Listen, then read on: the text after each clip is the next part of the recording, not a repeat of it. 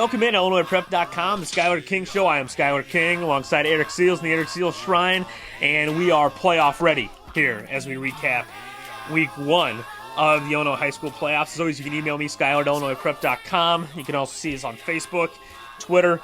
We're all over the place, and we're all over the playoffs. The first game, we're looking at 8A, York-Lockport. The Dukes better come out with some tougher performances because 21-14 over a 5-4 Lockport team doesn't instill much confidence. Yeah, but that's the thing we were talking about with Lockport. They're though they're a 5-4 team, that's the team that they have a program. Oh yeah. They have coaches that have been there forever. They've definitely done their thing in previous years in the playoffs. So though they're in 5-4, they beat a really good team. Yeah, but York got to bring their A game next week because they got Naperville North, who beat Marist, who is my state championship game team against Stevenson. So that pick didn't turn out all that great. But you with your DuPage Valley homerdom, got Naperville North. And what you were at that game. What'd you like about Naperville North? Really good game. After that game, really liked the quarterback Matt Lacoste. He was fantastic. And seeing him in that position, being a quarterback, you can tell, the athleticism that he has. Obviously, he's going to be going to Minnesota next year and, playing tight end. Yeah. And, he was running the ball all over the place, and he was just really important in that team's win over Marist. Really good game. Naperville North, another team that's in a really good conference, and, though their record is, they're not they weren't an 8-1 or they weren't a 9-0 team coming out the season.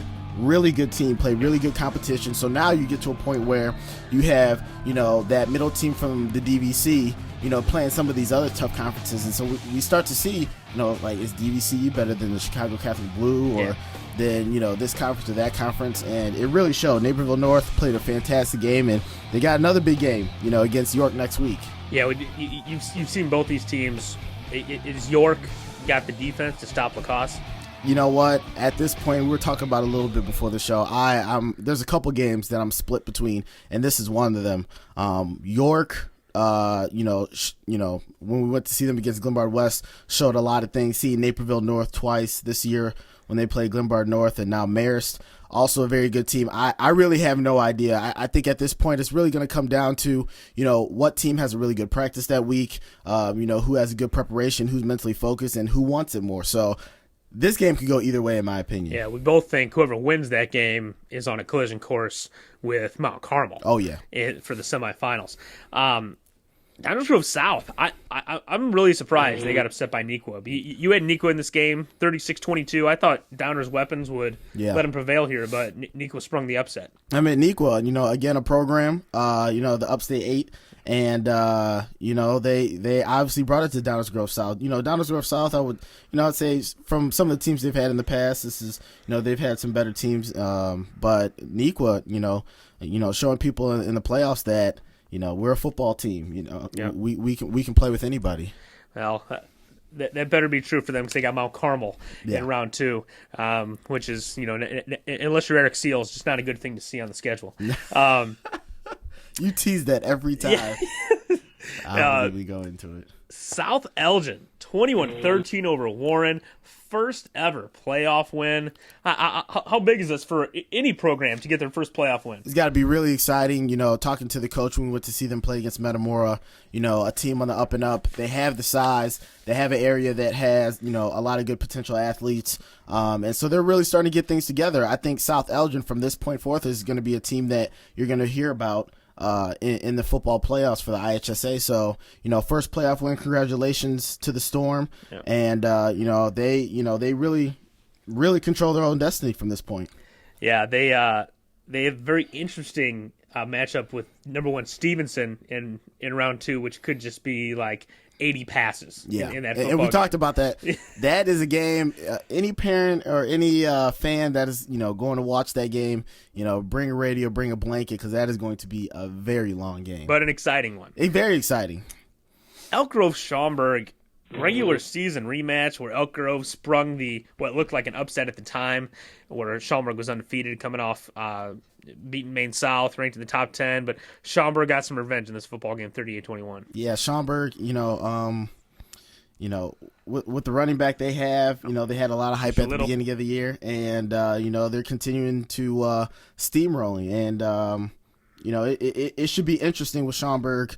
Who do they have next? No, they get our friends from Simeon in round 2. Yeah, that's going to be a very that's going to be a fun game to watch also. Yeah. So I don't know if Schaumburg has seen a team with that kind of speed, but they need to get ready from the standpoint that Simeon, they look like a team on a mission.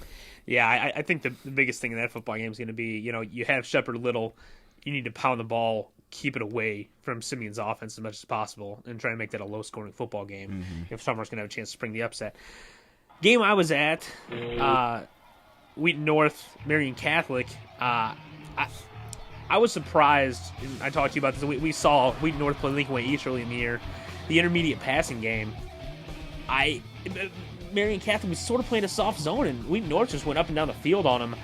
I think that, Wheaton North's probably got some confidence coming off that game. Marion Catholic, pretty big program, name recognition, but they got Wheaton South in round 2. Wheaton North does, and huge. Yeah, they really have to figire out what went wrong in the regular season. Exactly. Just like anybody who played Wheaton South in the regular season, if they're going to play them again, because Reese Bower looked good against Marion Catholic, but obviously it wasn't so easy against Wheaton South the first time.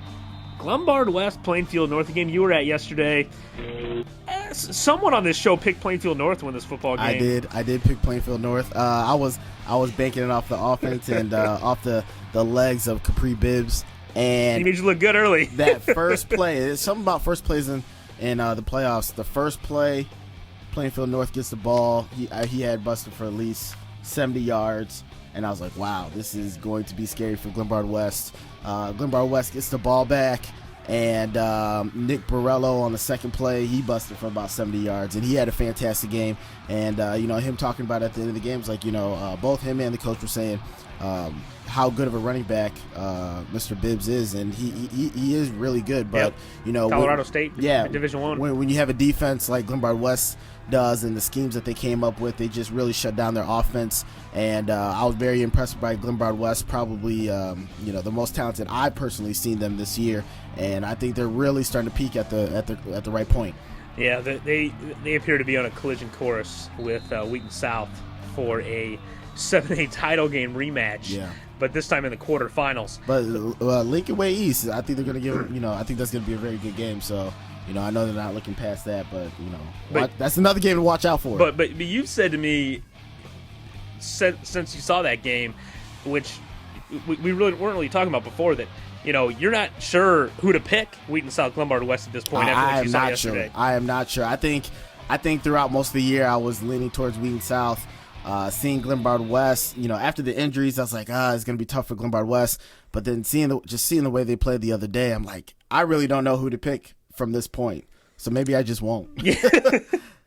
And then probably the biggest upset of the entire weekend in 5A, Jacksonville High School over Springfield Sacred Heart Griffin. A 1-8. Sacred Heart Griffin has been a program for 2 decades that's been a force to be reckoned with, and Jacksonville goes to Springfield, springs the upset, and that just completely opens that.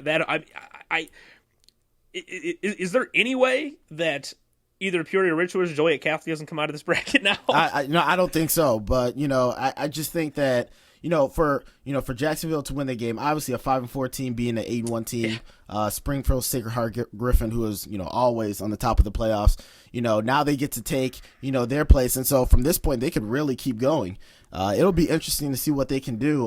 But something that we definitely weren't. We didn't think that game was going to happen. No, I want to talk to the guy that picked Jacksonville in that football game. Yeah. Because I want to know what he knows. But the question is, when you win a game like this, how likely is it that they do win a second one? Because that's it's so unexpected to the point where they may not even been, mentally, emotionally prepared to play past that game. Yeah, but the thing is, they're going to be playing Glenwood. who is now 7-3. That's a team that's, a little closer to where they were, from the record standpoint. So, and they get them at Jacksonville. So they have I would say, they have a better chance at beating Glenwood. I mean, it's Friday Night Lights, anybody can win.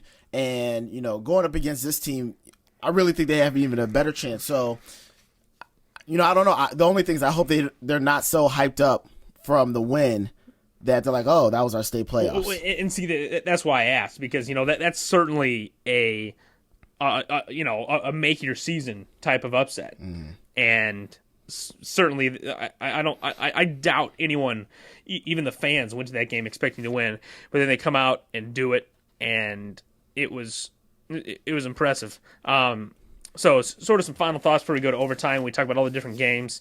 Maine South defending champs, 47-0. Not that it's a surprise that they won, but I mean, how much now is 8 straight wins? How much is that going to be a team that's just so hard to stop with all the momentum they have? I think it's going to be huge. Obviously, this is the time of the year that you want to peak, and they have. They took those losses at the beginning of the year, forgot about them, kept playing, and now they got Bartlett, who was 8-2 and had a big win, 55-14 over Dunbar last week. And you're the one who actually called it. You're like, watch out for Maine South, because though they're down right now, they're a team that knows how to win. Yeah, I was upset. Had to pull out the stats on you last week. It's okay. Picked Nels Notre Dame, but yeah, I think that Maine South is definitely on a. I mean, I still have them losing to Stevenson, but I mean, I sort of think at this point, whoever wins that football game might be the state champion. Yeah, very good chance. Anything that really stuck out to you that you saw this weekend that you think is going to be big going forward? The thing that I think everybody's talking about that is, on the message boards all over the place is what's going on with East St. Louis. Yeah. And we're going to get into that in very much detail in the overtime segment. But, the stuff that's going on with that 7A team, not just any 7A team, but a 7A powerhouse, is one of the most interesting things. I probably told 4 people that aren't even interested in high school sports. They're like, what? I can't believe that happened. So, That has blown my mind to the next level. I'm so surprised what's going on with East St. Louis and the IHSA with this situation. Yeah, not every team that gets canceled out of the playoffs can win by 31 points. In the first round. Not just any teams. Not just any team. So I mean, it'd be hard to believe to think that they aren't gonna make it to the semis and a potential rematch with Wheaton South just like last year.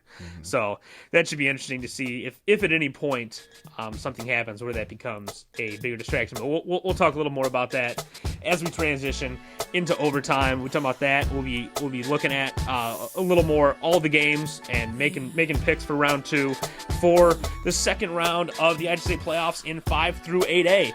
So come back for overtime. We'll be breaking it all down here on IllinoisPreps.com.